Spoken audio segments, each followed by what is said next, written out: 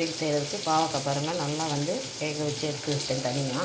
அதுக்கப்புறம் இந்த பக்கம் 2 ஸ்பூன் எண்ணெய் ஊற்றி கடுகு உளுந்தம் பருப்பு போட்டு வெங்காயம் சின்ன வெங்காயம் தான் போட்டிருக்கேன். கொஞ்சம் பெருசாகவே நறுக்கிட்டேன். அதை நல்லா வதக்கலாம். ரொம்ப சிம்பிளானது தான், ஆனால் பாவக்காய் ரொம்ப டேஸ்ட்டாக இருக்கும் பார்த்துக்கோங்க. இப்போ நான் இதை வதக்கிட்டு அதுக்கப்புறம் பாவக்காய் எடுத்து போட்டு வேறு ஒன்றுமே போடணும். நான் பாவக்காயிலே உப்பு போட்டு வேக வச்சுட்டேன். அதனால் மிளகாத்தூள் மட்டும் போட்டு இறக்கிக்கலாம். சூப்பராக இருக்கும். வெங்காயம் நல்லா வதங்கிடுச்சு, போதும். இப்போ பார்த்திங்கன்னா பாவக்காய் எடுத்து போட்டுக்கலாம். அதையும் ஒரு 2 வதக்கிக்கோங்க. வெங்காயத்தோடையவும் அதை டேஸ்ட்டாக இருக்கும்.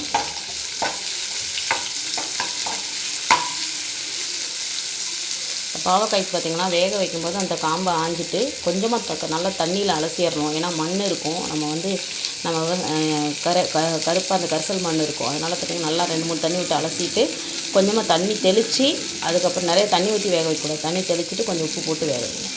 வேறு மிளகாத்தூள் மட்டும்.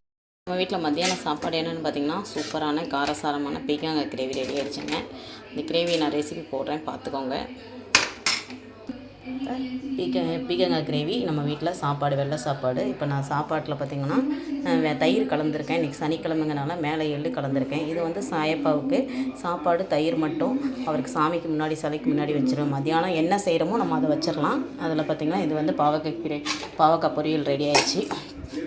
நம்மளால் முடிஞ்சளவு நிறைய நெய்வேத்தியம் பிரசாதம் அந்த மாதிரி செய்ய முடியல. நம்ம வீட்டில் நான்வெஜ் செய்யாதப்போ எந்த சாப்பாடு இருந்தாலும் சரி, ஒரு தயிர் சாப்பாடு பழைய சாதம் தவிர நம்ம என்ன இருக்குதோ கசப்பு கீரை தவிர மற்றபடி எல்லாமே வைக்கலாங்க. நான் அப்படி தான் செஞ்சிட்ருக்கிறேன். நீங்கள் ஏதாவது தெரிஞ்சிருந்தால் சொல்லுங்கள். நான் வந்து இதுக்குன்னு பிரசாதம்னு ரெடி பண்ண மாட்டேங்க. நம்ம வீட்டில் சாப்பாடு ரெடி ஆயிடுச்சு, பார்த்துட்டு கமெண்ட் பண்ணுங்கள்.